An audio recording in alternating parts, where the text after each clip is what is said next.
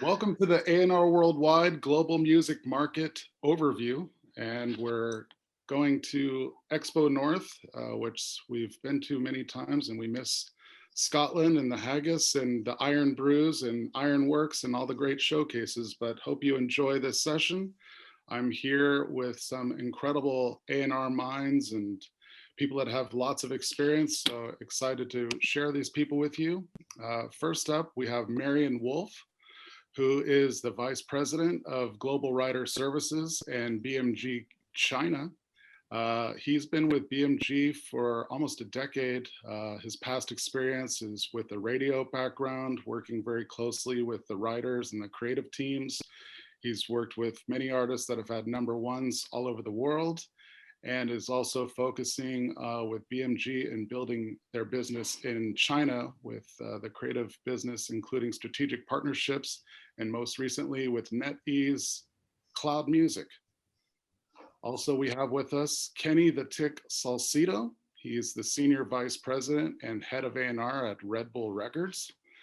He oversees all of the A&R projects and their vast roster. And I believe Kenny's been with them for almost 10 years, if not longer, and has worked very closely with all of the artists on the roster. And ones that I'm very familiar with are Beartooth, the Aces, the Flaws, who have a record coming out this summer, and he can get into that. And also his background is with Warner Brother Music, where he was very instrumental in signing Wiz Khalifa, and also my personal favorite, his background with Grand Royal Records and working with the Beastie Boys and Luscious Jackson at the Drive-In and all of those great artists. Also, we have Sat Bisla, who I know very well, who is the president founder of A&R Worldwide Expo.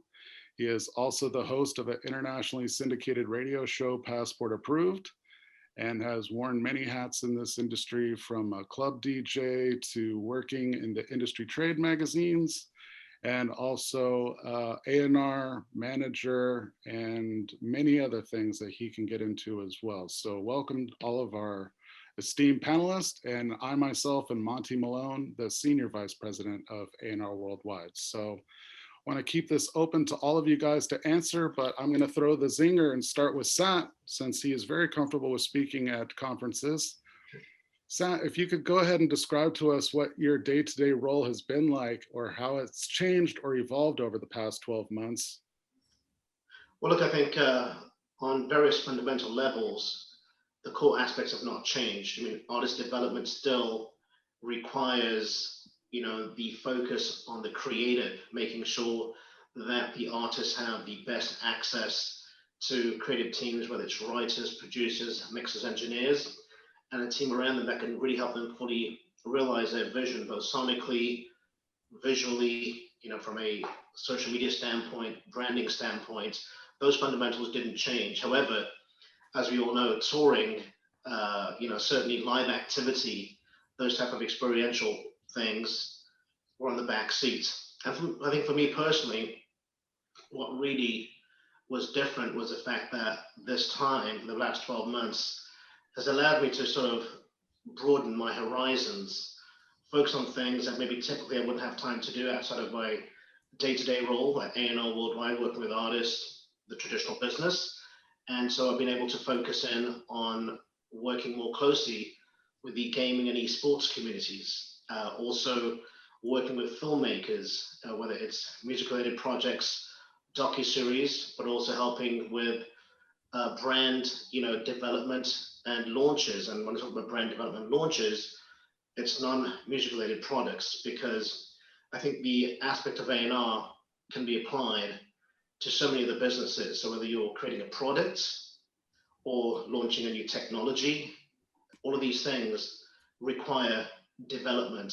And so what I've learned is that the A&R aspect from music can be applied to all these other touch points that revolve around pop culture and consumer goods. Yeah, great. How about you, Kenny? How have you been handling the past 12 months, and has your role day-to-day changed much, and how has it evolved? Those are all great questions. I have to echo a lot of the things Sat said.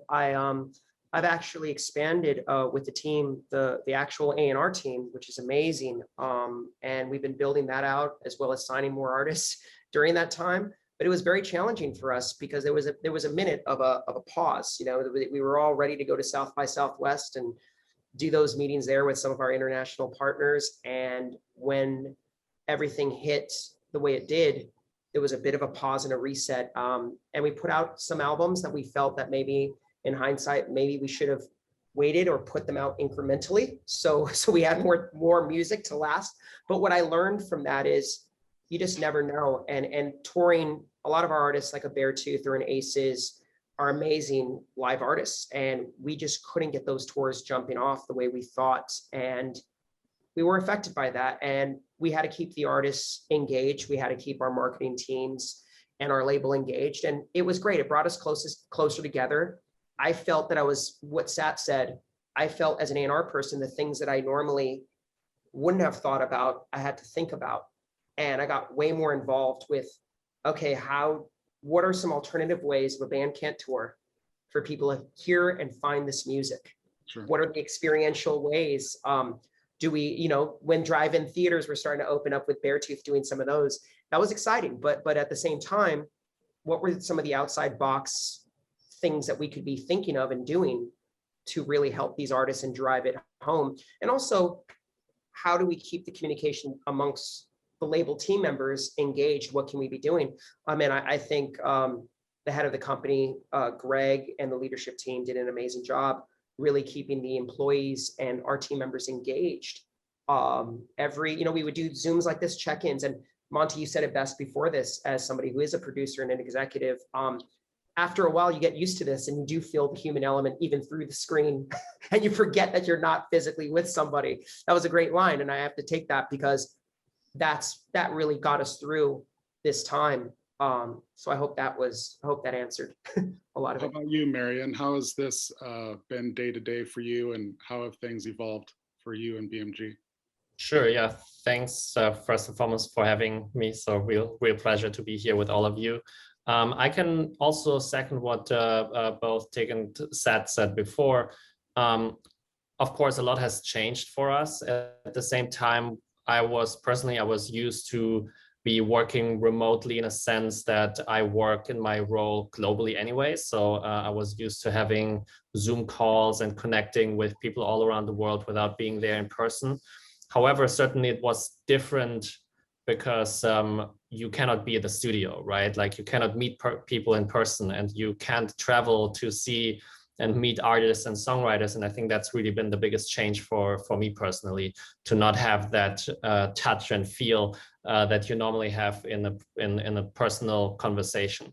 And just sitting at the studio, listening to music, all of those things obviously changed. And I think the biggest change really was for our songwriters and artists not to be able to have sessions in studios, not to be able to tour, to do promo as they normally do. So I think for us, the biggest change was to adjust to that, to create infrastructure and to create ways for our songwriters and artists to be able to connect, to have online Zoom sessions. Everything has gone online.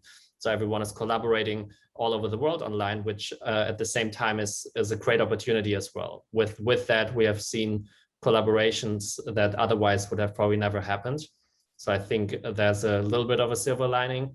But yeah, I think we all definitely had a big change in how we service our songwriters and artists, but really the biggest one was to make sure that we provide them with the tools they need to be successful in their careers, even if they have to stay at home or are not able to travel where they need to be. That's great.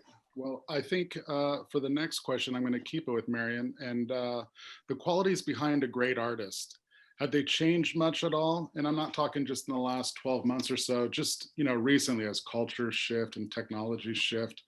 And do you feel that it might be more important to have qualities of an influencer as opposed to a recording artist, and why?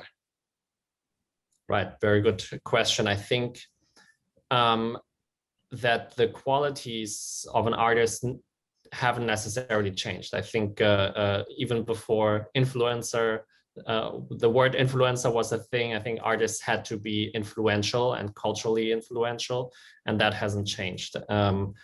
I would say so. Of course, it has changed the way that artists can reach their fans, the way that you communicate, that you have to put out content, that you have to connect much more on a daily basis with your fans. I think that's certainly a change that we see, and that a lot of artists that have been in the industry for a long time are adjusting to.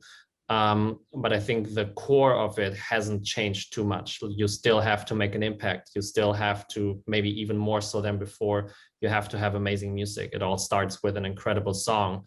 And even more so now that you have so much music out there, you have to get through with your song. So I think the music is important, the impact that you have, the uniqueness, authenticity, and the connection to your fans. At the end of the day, fans need to want to listen to you and to your new music, and I think that hasn't changed.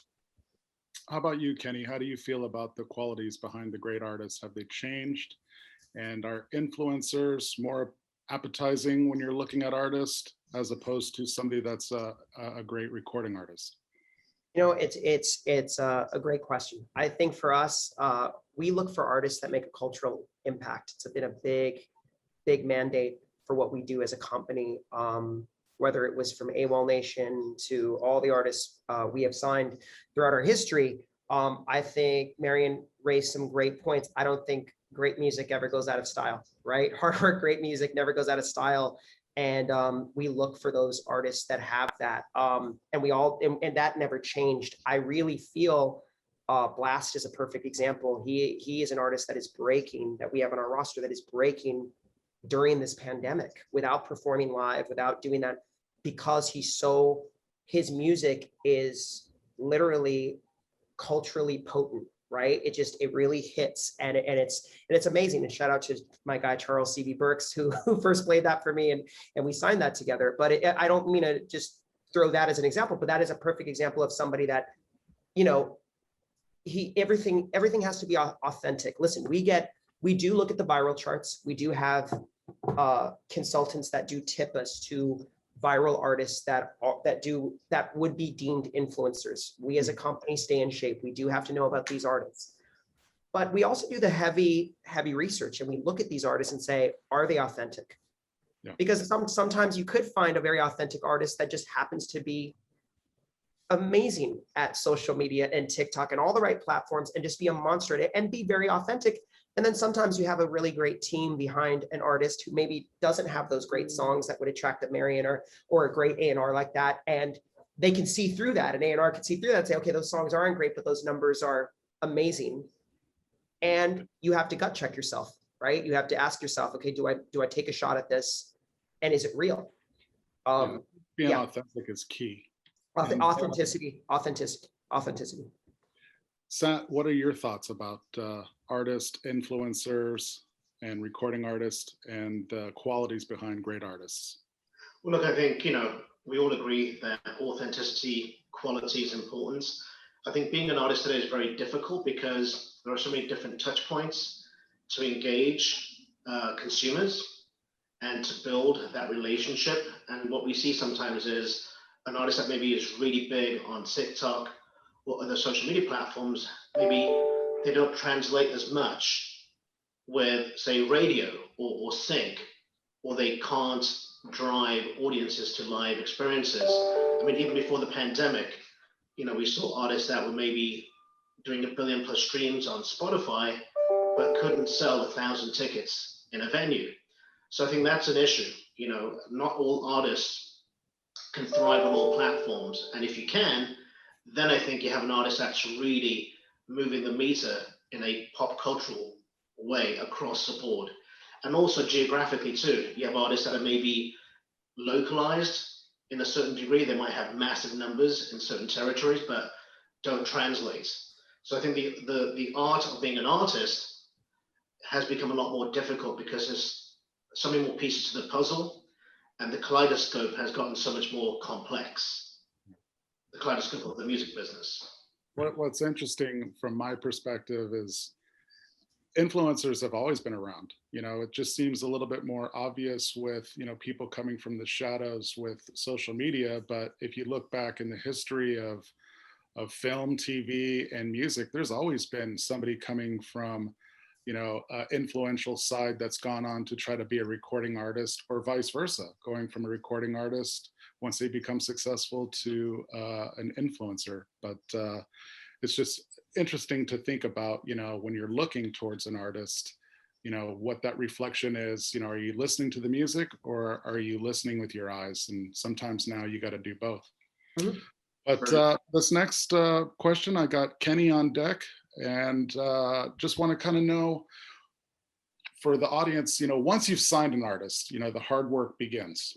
And what is that initial process like? And I know every artist is different, so you don't have to give super specific examples, but like, once an artist has been signed, what's that initial process like, working with them through the songwriting process, the demos, the recording, the producing phase, and refining down to that potential single?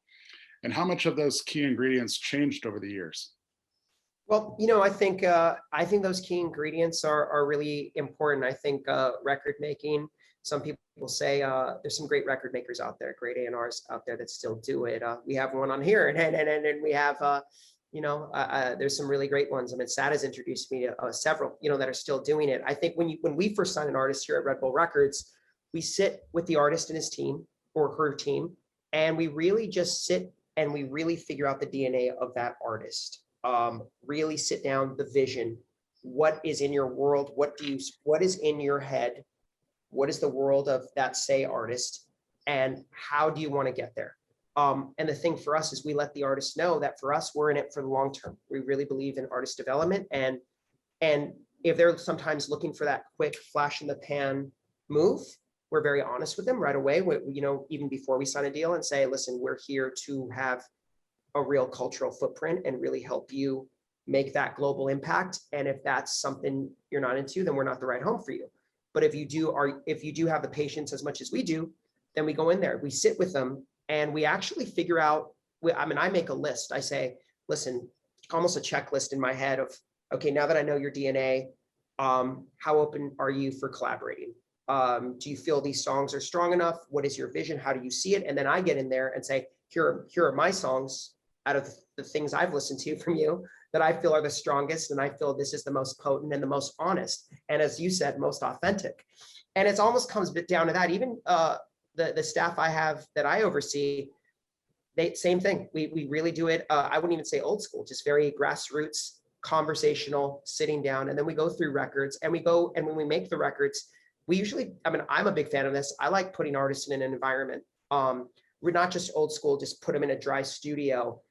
For instance, Blast, we came up with the idea of putting Blast in a Malibu studio where he sat there and really away from the world, no phones, and he sat there and really crafted what people are about to hear soon. Same with the Aces, they go away in environments. Different artists we work with, you know what I mean? So it all varies up for each artist, but you have to figure out what those artists need and want. Some artists want to be heavy, they want you heavy-handed, they want you to tear apart their songs, and they ask me for it. Please tear apart this song. I don't know. And the managers sometimes aren't A&R people. Yeah. For me, I dig deep. I really do my homework. I never go into a meeting without hearing the music. I have to listen to it several times at night because that's just what I have to do. And we really craft those songs. Once we feel like we have those songs, the head of the company at my company is a former A&R person. He is very involved with hearing what the final product is. And once we have that vision of, okay, it's single or EP or a body of work, then we start activating our marketing teams. And they start listening to the music, and they start feeling like, okay, what is authentic to that artist? We don't just do plug and play here. Every one of our artists has a different game plan. Every one of them, different trajectory, different level, which I love, which I'm very thankful for. I think I'm thankful for being at a very small indie label like a Red Bull Records, because for me, it's not, our team isn't inundated. They will take as much time with Flaws as they would with an Aces, as a Blast, as a Beartooth, as all of these artists. And I love that about it. So for me, from a grassroots level, I'm sorry for this long-winded statement, Monte, we really dig in. Well, thank you for being open and honest, because obviously the hard part to talk about is tearing stuff apart, because there is art in commerce. And Yes. ultimately, you need the tools to help try to make them successful, make an impact, and also it is a business and make a return on investment. So Our it's a ROI, you're right. You nailed it. And you know what's crazy is I once said something. I mean, my mentor is a Beastie Boy, right? So I always am artist friendly. I'll always know that's who really got me involved with A&R. And for me, learning it from an artist first, of course I'm artist friendly. Of course, I would never try to deviate from what an artist's DNA is. But if an artist is telling me, I'm lost here, help me, let's just tear apart this song. I've had several ones of it. And then I get in there with them, and same with my staff, same with my team. They'll get in there with them and we'll do the heavy lifting and say, can we just take this chorus out? Those are tough conversations. They're not always easy, but they happen. Some artists are prolific. They don't need that. All they need is to be amplified. Our vision is for A&R is just truly amplifying the artists. But when they pull us in, that's the honest truth. And I love what you said right now. That's great. What about you, Marian? What do you feel it's like once you guys have signed an artist and just getting down to the nuts and bolts, the stuff that most people don't really talk about, but like the behind the scenes of coming up with the material, co-writing, and just the creating of the release ready single? What's that process like for you guys? Sure. Yeah, I can very much relate to what Kenny said as well. I think we're also, we have the same mindset and spirit. It's really an artist-friendly approach, right? Like we don't have huge rosters, so we really want to make sure that our staff globally has the time to dig in, to have time to spend time with the artists and to understand the DNA. At the same time, we believe that, and the reason that we're signing specific artists is because we believe in them and we believe in their creativity. So of course we are there to guide, to support, and to really dig in on the A&R side as well. But at the same time, we give that control also to the artists to create and to release what they want to release and what they want the world to hear. I would say what I'm very excited about recently, because you also asked what maybe has changed, is the fact that artists really appreciate finding collaborators, and they really appreciate, there was a time maybe 10 years ago where you went around as an artist in every single session, every single studio, 5 sessions a week. And I feel that has really shifted, which I'm extremely grateful for, because I was always more excited about finding 1, 2, 3 key collaborators that inspire you, but that you can also inspire yourself as an artist in a session. And I think that's something that we have definitely seen, that there's a need, and artists are hungry to really find that person that they can connect with, that they can be in a studio for a couple of weeks to really craft an album or craft a couple of songs. And then at the same time, the other part that I'm very excited about as well, of the time that we're living in, is that artists have the chance to reinvent themselves. Like, you can have very different records out at the same time. You can jump on someone else's record, and you're not, even though of course you have your DNA and your authenticity, but at the same time, that authenticity can also be that you have different styles, that you cover different genres, that you want to collaborate with someone who sits in a completely different genre. And that's something that we try to help and support with, and really guide our artists to find the right people to work with. Yeah, and it's great to hear, because definitely I feel collaboration, not only just in the last 12 months, but has really come to fruition in the last 5 to 6 years, where in the past, if you were talking about the early 2000s, going up to an artist like Korn or Limp Bizkit saying, what about a co-write? They'd be looking at you like, what are you talking about? And now it feels like artists are a lot more susceptible to that. And now to Sat, who also has a very unique position in this, dealing with artists, producers, writers, management companies and labels. What do you feel this process from the songwriting, and when artists get initially signed, like, what are the key ingredients and how much have they changed? How do you feel about it? Look, I agree with everything that Marian and Kenny have said, so I won't repeat that. But I think our position, Monte, at A&R Worldwide, as you know, is very different, because we are not only involved with discovery, but also pre-discovery. What that means is that before an artist is even presented to a label or publisher, we're making sure that these artists have not only a very clear vision, but that the music reflects that vision. So before they go to market, or before they're presented to a booking agent, label, or publisher, that the music is really at the quality level where it can resonate with the people that they want to reach. And outside of that too, I think one of the things that we're uniquely positioned to do is understand the global DNA of the business and the creative aspects to let the artist and their team know who'd be the potentially best partner for that artist, because we all know each market is different, each label is different, whether it's a major label or an independent. And so each person within that team is uniquely qualified to develop an artist a certain way. So one of the things that we do at A&R Worldwide is really help the artist understand how the culture at each label works and who are the key team members within that label and how they think, how they operate, what is their track record, and how they, and also down to their personality. You know, if you're looking for something that's very creative, well, this A&R person makes sense for you at this label, in this territory.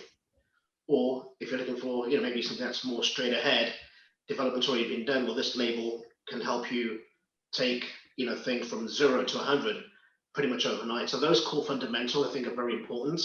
So we're able to really kind of dissect every aspect that's pertinent to the artist to ensure both the creative and the commercial realities resonate with their particular needs.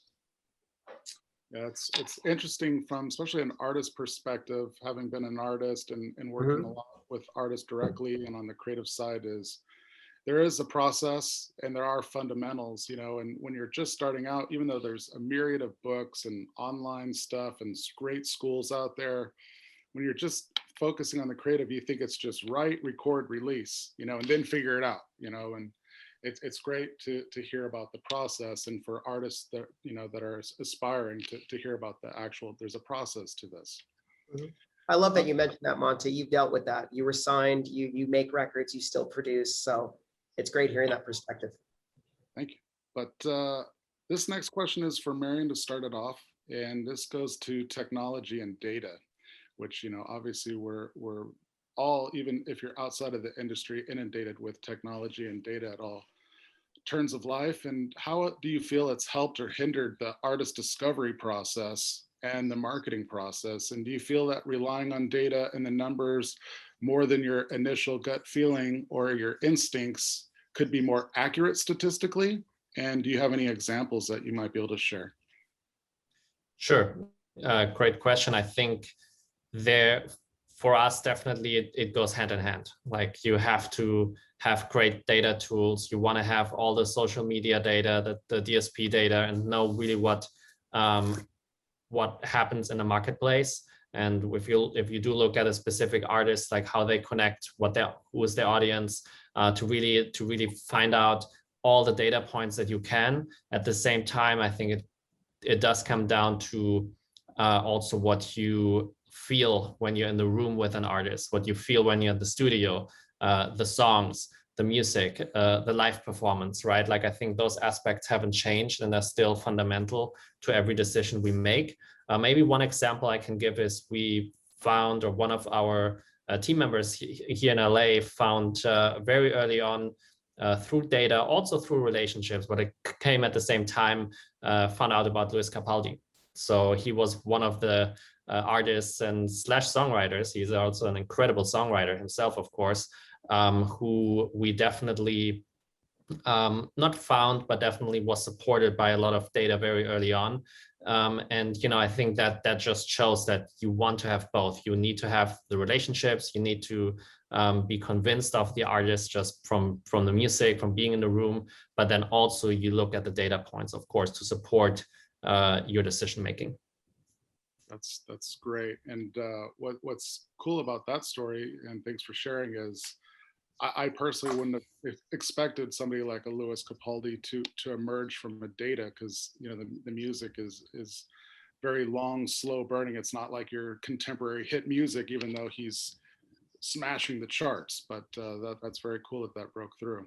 And what about you, Kenny? How do you feel about the technology and the data and the artist discovery and marketing process?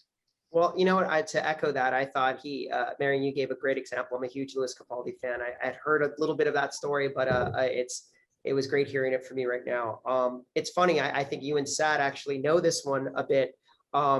the Aces, when they first were buzzing, they had a song called Stuck that actually reached Spotify viral years back in like late 2016, 17. And we had one of our viral scouts not only send the record at the same time, but a mutual friend, Tim Youngson, who sat very well, and you, Monte, had got a, I've known Tim forever, and he reached out to me, and then I had two other people. So it was very similar to what Marian said. Relationships hit us at the same time of a data-driven song.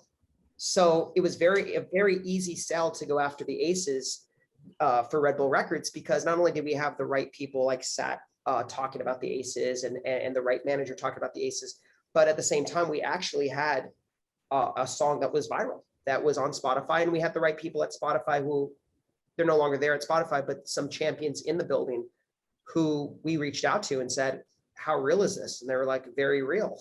And we flew in and every label was there, and we went after it. But that's a very similar story. It was data-driven, relationship-driven. That's great. And what about you, Sat? What do you feel about Obviously, you know me very well. I'm always very much, like all of you guys, a music fan, but what drives me is my gut, because to me, music is an emotion. Data is a validation. And so every artist that we've worked with pre-signing, whether it's Adele, Coldplay, Muse, more recently, the likes of Riley, even Mir Rodriguez, Forrest Black, they were all gut driven. And, to me, it's still really important to never forget that consumers, when they buy into an artist, it's a music that draws that connection to them, not the data, because fans aren't there going, how much data does this artist have? It's more about, how does this song resonate with us? How does this artist connect with us on an emotional level? And that the emotion then drives the activity that creates a data. So then they'll go on Spotify or YouTube or, download their music or whatever to further engage with the artist. So my philosophy still is, it's all about the gut, but then validated by data. And that isn't going to change for me personally. Yeah, I think what's interesting is, I think data is a technology term, but data is the tracking of movement of something going viral, and which that is you and I, just like how Marian and Kenny brought up, and I know it's Sat's biggest asset is relationships. It's relationships. So if you go on Facebook, you like something and you share it, and then you hear it, or if you hear about it through colleagues or coworkers or people from the inside, that's data. And so I think that's an interesting perspective now to think of. But gut revolves around, to me, it's that intuition from past years' experience, but also just knowing that I'm willing to take the risk here. I don't care about what others think, and sometimes you get that risk reward, and you get your biggest reward sometimes from your biggest risk. So there's my two. You mentioned ROI, and I think from a business standpoint, return on investment is very important. But what's more important is ROO, which is return on opportunity, which is far bigger and much more lucrative long term than ROI. So I think as a business, we need to think, yes, ROI, but also long term with ROO. That's great. And Sat, we're going to stick with you here because there are certain trends and movements that happen locally and globally. And what are some of the exciting new markets and underserved markets that you're seeing, but have an overabundance of growth possibilities? Well, look, I know, we've all talked about this, certainly places like Africa, South America, Southeast Asia, and Asia are all markets of opportunity. I think for me, in particular, India is very exciting, just because, culturally, music, fashion, film are embedded in people's DNA. It's the largest English-speaking country in the world, and culturally, music is manifested in so much of your daily lives, whether it's, sitting at home with your family, you go to an Indian wedding, it's 8 hours of nonstop music. When you watch a Bollywood film, it's full of music. And so for the past 12 years, as you know, we've invested a lot of time and energy going to India and learning the DNA of the marketplace. I'm fortunate in the fact that my parents are from India. So as a child, I knew the cultural implications of music. for the Indian community. But I think what's really exciting right now is you're seeing companies like Netflix, Disney, Amazon, you know, Hulu, investing heavily in content creation. And I think where it's really a big opportunity for A&R worldwide is there's a big divide between the creative possibilities in India, but also the lack of A&R. So there's a big divide between the two. So what we've been doing over the past few years is really helping local artists in India, as well as the industry, better understand the A&R possibilities. So getting an artist, like say, for example, like Madhuri Dixit, who's an iconic actress in India, who had a passion to get into music. And so we teamed up Raja Kumari, Narinder Singh, who's a Finnish Indian beat maker, songwriter from Finland, along with obviously our team here at A&R Worldwide to help create her first English language music. And we released last year, right before the pandemic, her debut single, which is called Candle, and literally in 4 weeks, we had over 1 billion impressions on TikTok in India. Unfortunately, the Indian government took down the app for various reasons, but it just showed the possibility of what can happen when you get the right artists in India to team up with the right A&R elements to give them not only a domestic opportunity, but also an international chance. And even more recently, working with the likes of Mukul Diora, who's a filmmaker for the Oscar-nominated film The White Tiger. He didn't get the Oscar, but we've been working with him on his music, and it's been very exciting to see what we can do as far as helping take his local sound and develop it to more of a global sound. So this is an opportunity not only for the Indian market, but also for people like Kenny, Marian, their writers, producers, obviously for the work that we do, Monte, to really tap into this massive stream of opportunity for the Indian marketplace, but also the Indian diaspora, which is massive worldwide. I think there's over 200 million Indians living outside of India. What about you, Marian? What are you feeling the certain trends or movements that are happening locally and globally, and what markets are you excited about that are underserved or there's a overabundance of growth possibilities? Sure, yeah, I fully agree with what Seth said, and I think for us, I'm a believer that we really have only seen the beginning of like an international a wave of different genres crossing into mainstream pop. Obviously, we've seen it with K-pop, which has developed over the past 10 years or 15 years, and now really came into the US mainstream.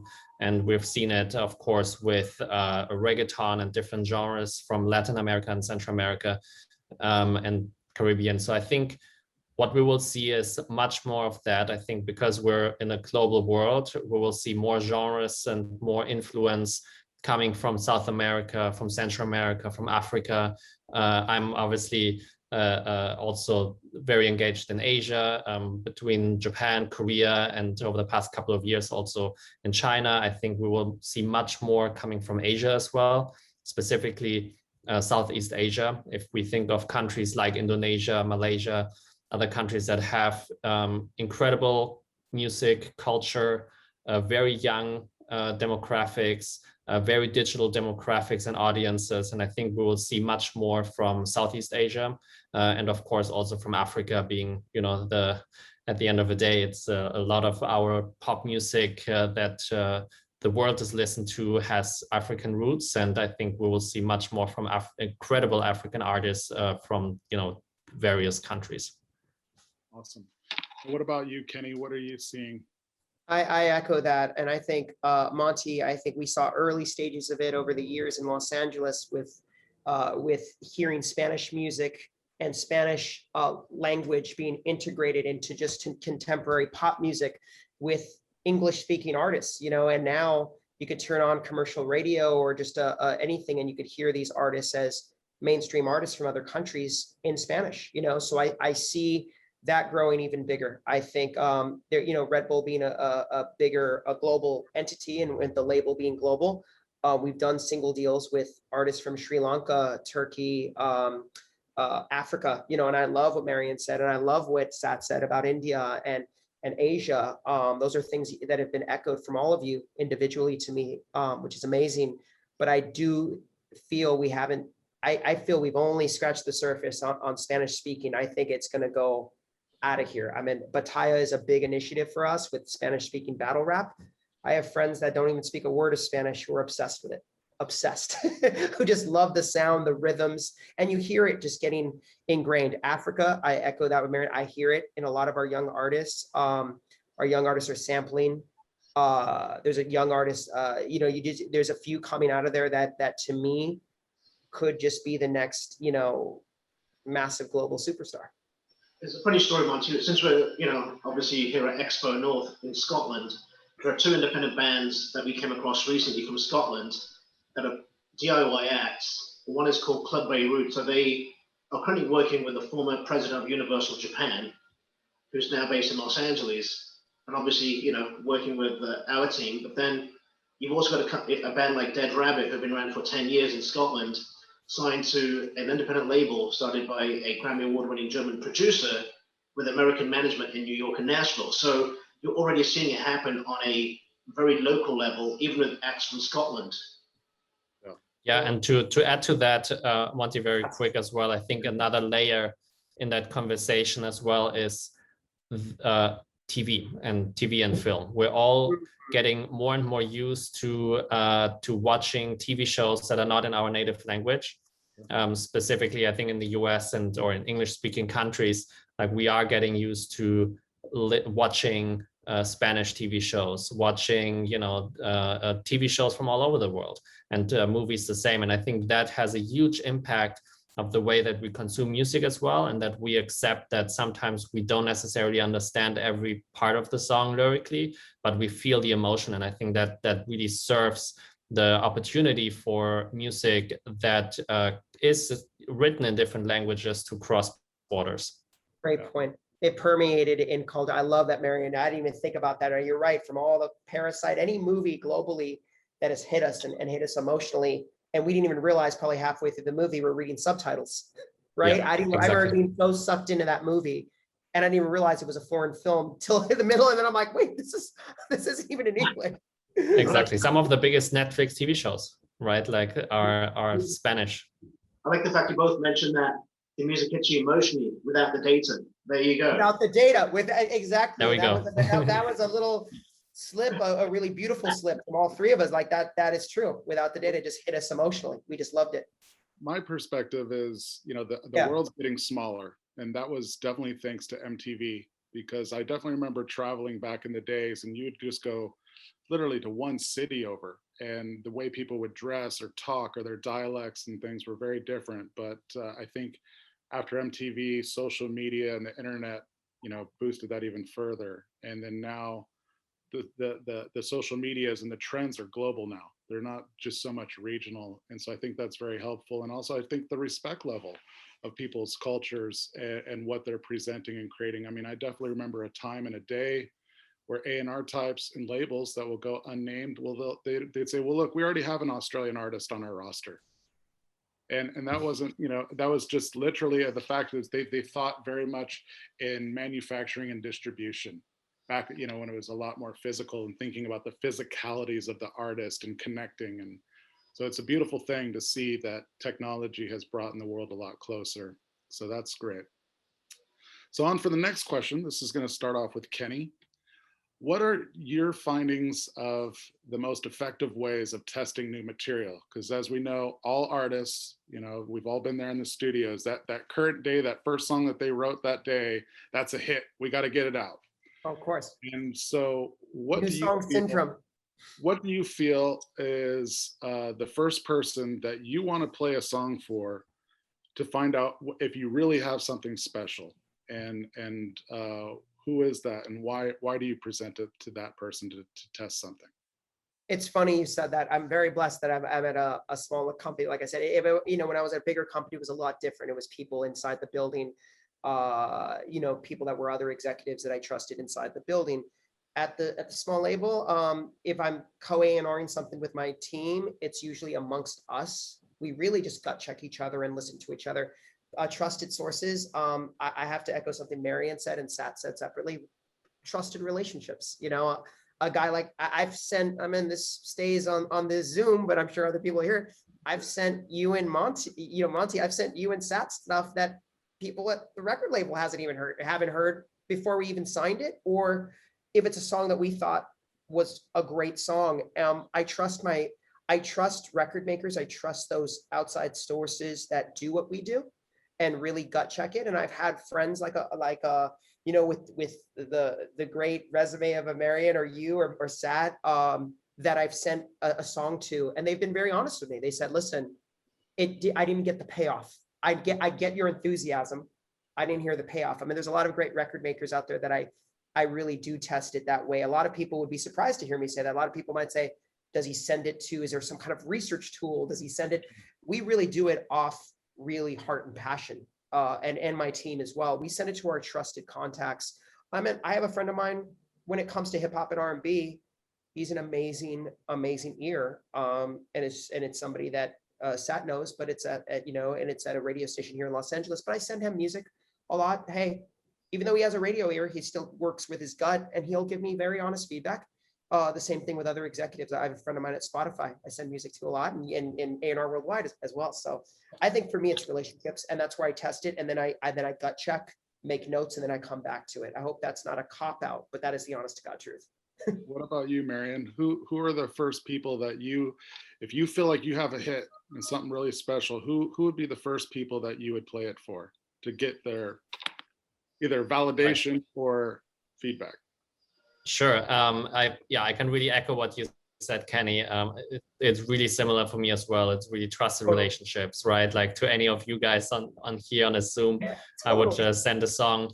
But at the same time, also internally, what we often do is to get more ears on the song, right? Like not only the head of A&R of a country, but really also like the younger assistants, or you really get like different feedbacks on the song from those who ultimately work with the music, or for those who are maybe in that demographic. So I think that it really depends on the song. It also depends on whether it's a radio single, right? Like then you want to get someone who ultimately pitches to radio to listen to the song as well, or same if it's really streaming heavy, your marketing focus, you would maybe get some feedback from the DSPs, from Spotify or someone in the building. So I think it depends a little bit on the song, but I fully agree with what Kenny said. Trusted relationships, people that you trust, people that have a taste and also maybe a history of hearing hits. Yeah. Thank you, Marian. I think it's interesting too. I'm going to get Sat in here because he's got tons of stories, but I think interesting. I think my angle is slightly different, Monte. I think I just want to bring up one quick story. You can say your piece, but tell the story about how you first initially heard Adele, because I think that's important too. Is just getting feedback from people like what is that? So if you could share that story. Sure. So I first heard about Adele through Lucy Dickens back in 2006. She had just become the agent, and Lucy doesn't reach out to her that she's really excited about an artist. She said, look, Sat, be on the lookout for Adele. She's going to be massive. And that got my attention because Lucy's not one to hype things up. So I was in London at her dad's office, Barry Dickens, who's one of my mentors, and he played me the demos for Adele. And literally, I jumped out of my seat and I'm like, Barry, this is amazing. Like, who is this? And he's like, well, this is Jonathan's new artist. Lucy's a booking agent. Jonathan Dickens, who's still a manager today, goes, this is the first artist I think he's had where I can finally get him out of the house. She's going to be big and he can finally afford to pay his rent and get his own place. And he goes, we have a radio show, Sat. Can you play it on your radio show? But absolutely, I'd love to play this. So he gave me the MP3s and I went back to LA and started playing her demos on my radio show on a station called Indie 1031 back in the day, which is very influential in breaking new acts. So I played the demos on the show, and literally the phone lines lit up like a Christmas tree. So it just validated my gut, like, okay, the fans feel the exact same way that I do. So I went to pretty much every major label in the US, and they all turned her down. Well, she's got a good voice, good songwriter, but she's not a star because they based it on her look. And I remember just telling all of them, I'm like, look, she's going to be massive. If you've ever trusted me before in any of the acts I brought you, I will live and die on this artist. I know she's going to be huge, but they all turned her down. So it wasn't until her appearance on the Jules Holland show, when she had signed a deal with XL, that it really blew up. Plus with the support of the BBC, and then of course, Jonathan was able to get a deal. But to me, it's always about the fan, because no matter how big or small, you basically succeed or fail by your fans, because the fans are the judge and jury for every artist. If they don't buy in, you can spend all the money in the world, you still won't be successful. So to me, radio is very important. And I'm fortunate the fact that I'm still working in radio, so I have an avenue where I can support great artists and songs and get reaction from audiences all over the world, because our show currently broadcasts on 6 continents, from Berlin on Flux FM to Radio 1 in Mumbai, to stations in the US and in Africa and South America, and what have you. And another funny story, real quick, not to delve too much into it, because there's thousands of stories, as you know, was Tove Lo, a Swedish artist that P3 Radio, Spotify in Sweden wouldn't support. And the publisher at Warner Chappell had sent me the demo for Habits. So I started playing on my radio show, then all of a sudden I started seeing, Shazam's comments coming in pretty robustly from Germany, Portland, Oregon, and Peru, 3 of our radio markets. And it just validated to me, like, hey, there's something really special happening here, because all 3 of these markets in particular, the fans are going crazy. So if this song can work in the US and in Germany and in South America, and the fans are going, this is going wild, it's a no-brainer. And my former intern at A&R Worldwide, Daniel Werner, who listens to the radio show, ended up signing her to a deal with Island Records with David Massey. So look, at the end of the day, to me, it's always about the fans, because without fans, you have nothing. And certainly, trusted friends in the industry like Marian, yourself, Kenny, are additional validation, because I respect all of you guys' track records and experiences, but without the fans, we have nothing. And I can definitely chime in and attest, the two funny stories about Sat and his stuff is, if he has something special, he'll play it really loud in the office and wait for that reaction. And I know he's looking for it, but every single time, if I say, who is this, that he's getting that validation, because there's plenty that he'll play and I won't say that. But if I say, who is this, that's something special usually. And that's not my pat on my back. That's him getting his litmus test. And the other thing too is, if you're going to send something to Sat, it's going to, if he likes it, it's going to end up somewhere. So it's not just a validation ploy. Like he can't help himself. And some of those people are great to have, because having fans in the industry is important. I think, we all think about ourselves and our entities and where we work as a badge, but having other fans in the industry is very important, because not only can they be a good advocate, but they can help, open up Rolodexes just as a sheer fandom of the thing to will it to succeed. And so sharing music with other industry contacts, I think is vital, outside of just, radio or Spotify or, DSPs. I couldn't agree more. And just one addition to that as well. I think that's the beauty of being in an office, right? Like, I think that's what we all miss, or at least that's for me. You do get that, and we come always back now in this conversation to the emotion. When you play a song, I remember playing, Kim Petras' music for the first time in my office, and everyone around me came into the office, right? Like, if people feel that emotion and hear the song, and they want to know, who is this? Like, who is that songwriter or artist? And I think that's definitely something that where it's nice to be in the same room or in the same office. I love the way Marian said, and I would have loved to have heard Kim Petras blasting out in somebody's office, because that sounds amazing. Exactly. You know what I mean? You're just excited about it. You're like, what is that? You know what I mean? Well, it's the ultimate validation. I think we all could attest to it. We've all done it, where you play something in your office, and when you get that reaction, and there's no better feeling. And it's a soulful connection, not only with you, but also with the artist. Like, Anywho, next question is going to come up to Marian. And fans are consuming music at an incredible rate, utilizing streaming, various video platforms, artists delivering all of these various contents to their social media like a limitless jukebox and are constantly evolving an insatiable appetite for new music and content.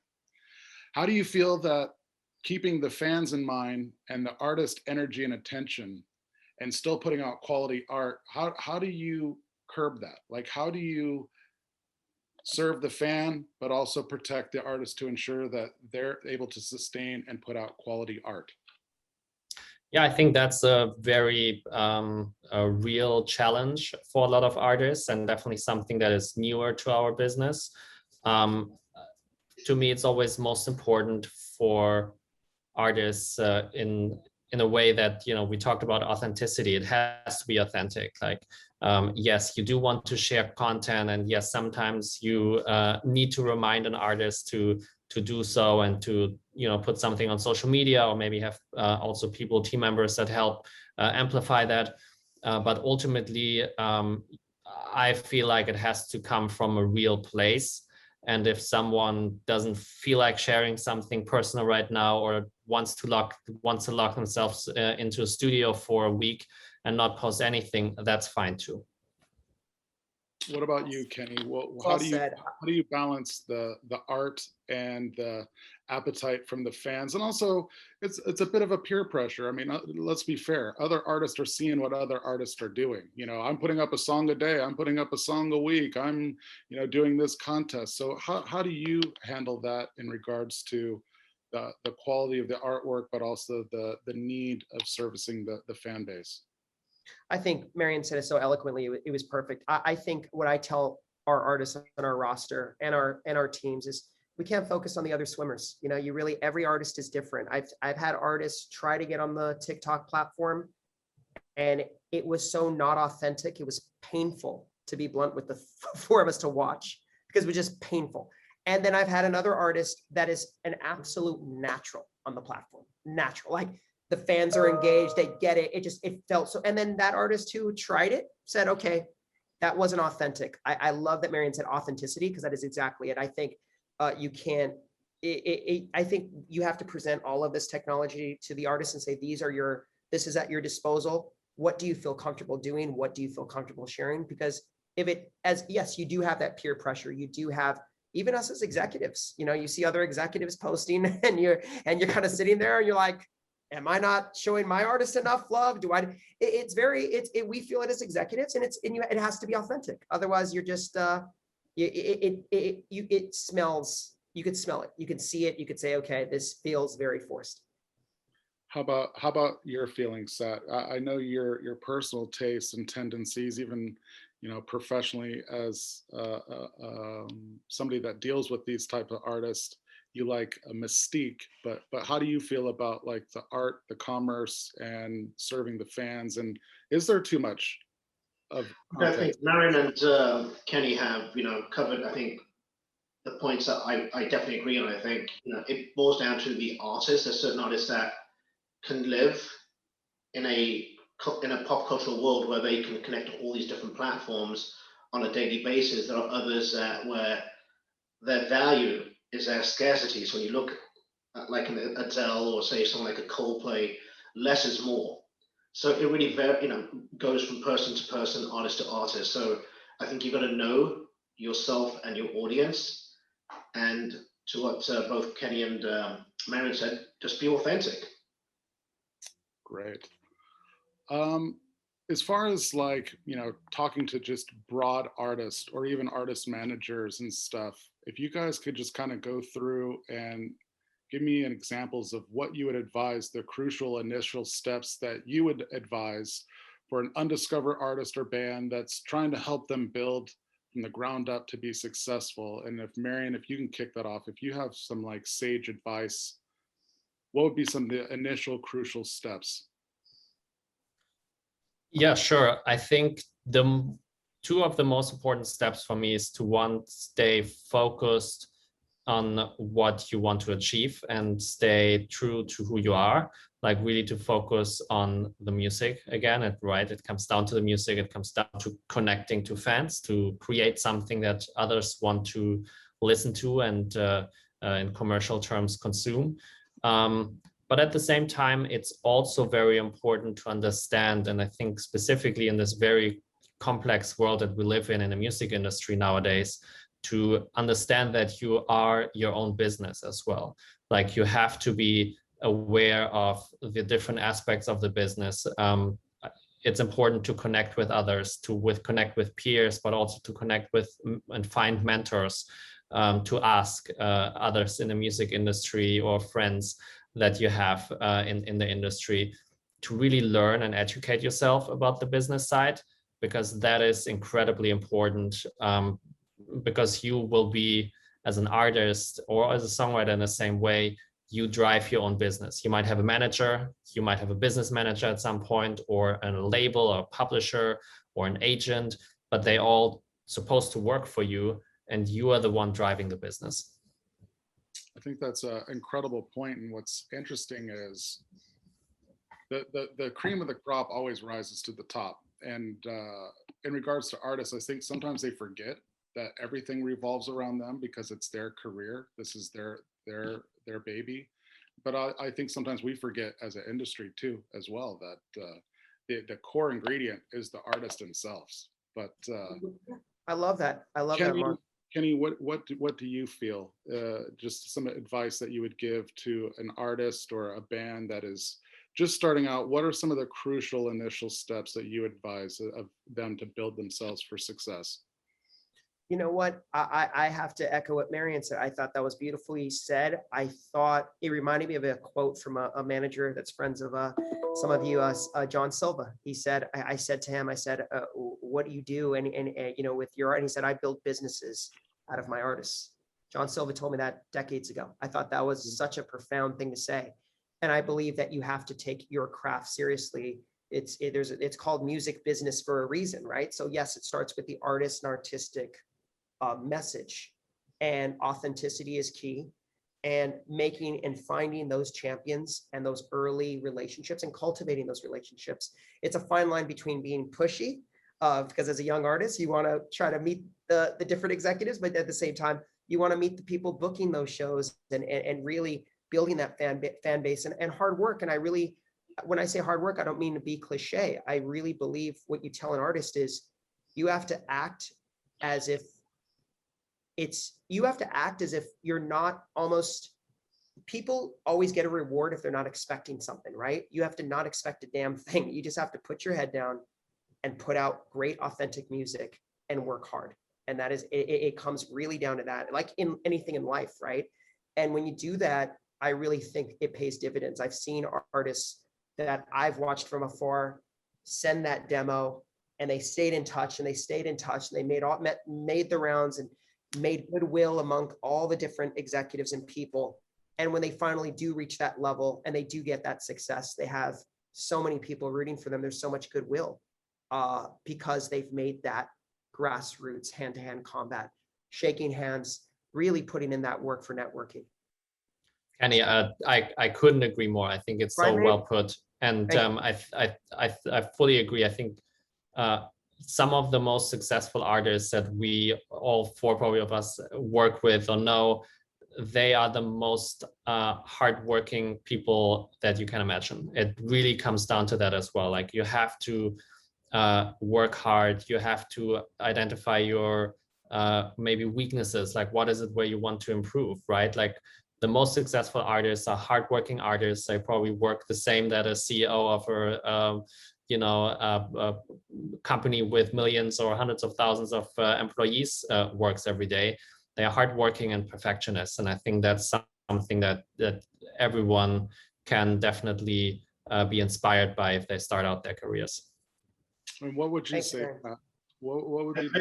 I think Kenny and Marian have masterfully articulated that answer to the question, Monte. But the only thing I'd add is, as an artist too, when it comes to management, you want to make sure your manager is like an ambassador, because ultimately an ambassador's job is to be the good cop, bad cop, but never burn a bridge that the artist may have to cross sometime in the future.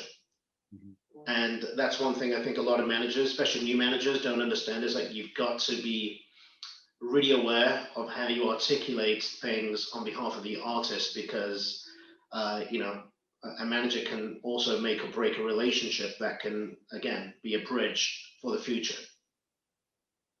That's great. And I guess my advice would be, especially now, don't be afraid to be original. You know, I think a lot of artists, again, seeing various things, hearing various things, seeing charts, seeing what's successful, I think influences them too much. And, you know, from a lot of the greats, even down to famous stories about like David Bowie, who didn't even have, you know, a radio or a way to play back other people's music. He's just being solely focused on what he's doing and what he's creating and those elements.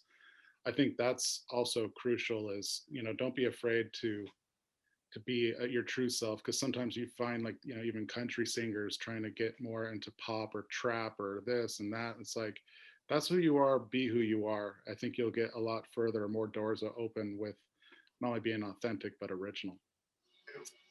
And then I think we got time for one more question. And that's just kind of just a broad based thing. And this is going to start off with Sat. And what do you feel are the biggest challenges that you see for artists and the global industry in the foreseeable future? And what are the biggest opportunities that you see in that same future if they're able to capitalize on them? Well, I think what we discussed earlier on this panel, there's just so little time for consumers to spend on any one platform. Everyone's attention is maxed out. And how do you tap into people's attention within the moments that you have with them?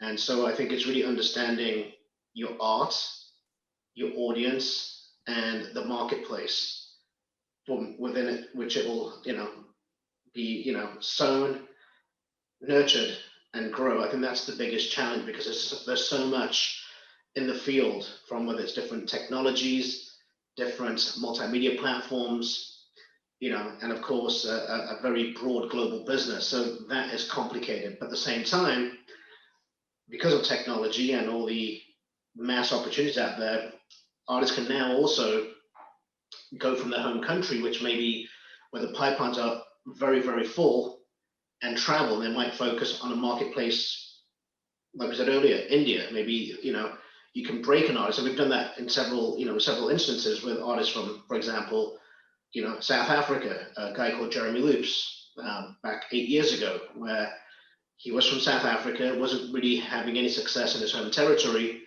We convinced him to come out to the US and showcase at Music Expo. And as a result of that, he got a deal, his first brand deal in the US, a label deal, but also he got flown over to India by MTV India to do a sold out 5-city showcase for thousands of fans, and got all this amazing press and media attention. And that, you know, success in India then manifested into him getting a showcase at Glastonbury in England. And all of the activity outside of South Africa then fed into the local South African community going, wow, you're from our neck of the woods and you've got stuff happening in India, in the UK, and in the US. So I think, you know, as an artist now, you've got to look at the opportunities internationally and then just micro focus on those markets, build a story, and then hopefully bring it back and replicate it in other markets too. And again, there's just so many other ways that you can do things. So we could talk about this for hours, whether it's platforms like film, esports, you know, brand partnerships, social media platforms. But I think, you know, for my answer, I think there's just infinite possibilities and challenges. And what about you, Marian? How do you feel about the biggest challenges that are coming, but also the biggest opportunities? Sure. To start off with the opportunities, I agree with what Sat said. I think there are plenty of opportunities, especially looking at platforms. I think to really be aware of the different platforms that one has as an artist, traditional platforms, but of course also esports and new platforms, new digital platforms that are emerging. So I think that's a great opportunity. For the challenge for the industry, I'd love to shift a little bit the question more towards from a business perspective. I think one of the most important topics in our current time is reforming the often outdated industry standards. And, you know, as you know, BMG is our company is built on fairness and transparency, and that's something we are advocating for. And that's, I think, one of the biggest challenges and something that we are extremely engaged in, making a change in the industry to ensure that artists are compensated fairly, that monetization is more transparent and more fair, that recorded contracts are reformed and are much more artist friendly. I think that's one of the biggest challenge, to make those changes and to lead those changes in the industry. But at the same time, for us, since we're built on those values, also one of the biggest opportunities. That's beautifully put, and definitely. I was going to say so beautifully put by Marian. It's amazing. And what about you, Kenny? What are the biggest challenges in the next foreseeable future, and the biggest opportunities that are coming our way? I think it's a great question. I think it was beautiful to hear Marian. I believe that. I think BMG has an incredible reputation, as does he, for, I think, pushing the boundaries for transparency, better deals, better, and I love that about companies like that and executives like this. Red Bull Records, the same thing. I think we, one of the biggest challenges we see for artists and the global industry in the foreseeable future is, I think, for us, is just cutting through. Like, let's go back to the holistic A&R conversation. There's so many platforms, there's so many things, right? At one point, Facebook was hot. It's archaic now to my 12-year-old niece. And TikTok will be out of style to my 12-year-old niece, who's now telling me about a whole other platform that me and my friends don't even know about, right? So to cut through, it's going to be harder to cut through, because there's so many platforms, there's so many things, and it's going to give, my boss has a funny line, Greg has a funny line, and it's great though. He said, with technology, it gives everyone that probably didn't have a chance to make music a chance to make music, right? But the best line he says, it's a little dark what he says, and it's great. He goes, but it doesn't mean that everyone who's making music should be. Yeah. And it's a great line. And I thought, what a great, profound statement. He just said it in passing once. And I quote him on that, because I was like, I think with technology and these platforms, more and more people are going to say, I could do that. I could be an influencer. I could make music, where we could be missing out on the next Michael Jackson, or the next big artist, because she or he or they are buried in a slew of hundreds of thousands of other artists, right? So it means Marian and his team, and Sat and his team, and you and your team are literally digging through hundreds of, which we do already, right? We do that already, but it's going to just be harder to cut through. But I think the biggest opportunity is those artists that can cut through, who are real, who is, going back to our original conversation earlier today, it's the combination of what Marian really pressed. It's the relationship and the authenticity with the data to back it up, right? So that is the opportunity. More of that, more of the Louis Capaldis, more of these aces, more of these artists that are authentic, that can cut through. Yeah. And I think from my perspective, back to, the breakthrough is the harder part, knowing, working on the inside, having that breakthrough, having that contact, having that relationship that that's going to help propel that artist forward is not only your job, but also just what you feel that you're compelled to do. But I think, also having patience, and I know, dealing with Red Bull Records and Kenny, you guys are very patient with your artists. And I think that's imperative in this time. Things will break through that are great. And so sign great artists and champion them and stick with them and find new ways and find wormholes and see what works, but just being patient, because no one's going to be prolific at all of these emerging technologies. And you never know. I mean, look at that guy, Mass Wolf from Australia. You know what I mean? Like, trust me, I'm sure there was many meetings a year or two ago. What are we going to do, guys? And all of a sudden, just boom. And there's so many of those boom moments on so many different platforms, and also in other areas, areas that we're not even can imagine where they're going to come from. So I think just working on exciting music, being patient, and letting the level seek itself is going to be crucial. And but still being contemporary and understanding these markets and opportunities and platforms, but patience is going to be definitely a big virtue moving forward. And I think I want to add to is, I think ultimately it's important for the industry to have executives like Kenny and Marian, because you and I both know from working with them, you know, they have a lot of patience. You listen to a lot of music. You're dealing with a lot of different things on a daily basis, but you both make the time to give artists a chance. And I think that's really important to have people like you in the business, because without people like you, a lot of artists that deserve a chance wouldn't get a chance. Yeah, and also to Thank echo Scott's things, it's you. also, you know, them putting in the time. They put in the time into the industry itself, not just themselves. You know, they're out there at these events, conferences, networking. They're spending this time here now for the XpoNorth audience, sharing their experience, and time is so precious now. And we've all definitely learned that from how we started this conversation to now. But definitely want to thank everybody. Marian Wolf from BMG, Kenny Salcido from Red Bull Records, Sat Bisla from A&R Worldwide Muse Expo. And thank you to the XpoNorth team for helping us put this together, and Alex and all those people. We look forward to seeing you guys all very soon. And thank you again for your time. And Monte, great job moderating. We need more great moderators like you. Yeah, wonderful job, Monte. Agreed. Thank you so Absolutely. much for the great questions. Yeah. Thanks, guys. It was an honor to be on this with all of you. Thank you. Likewise. Thank you.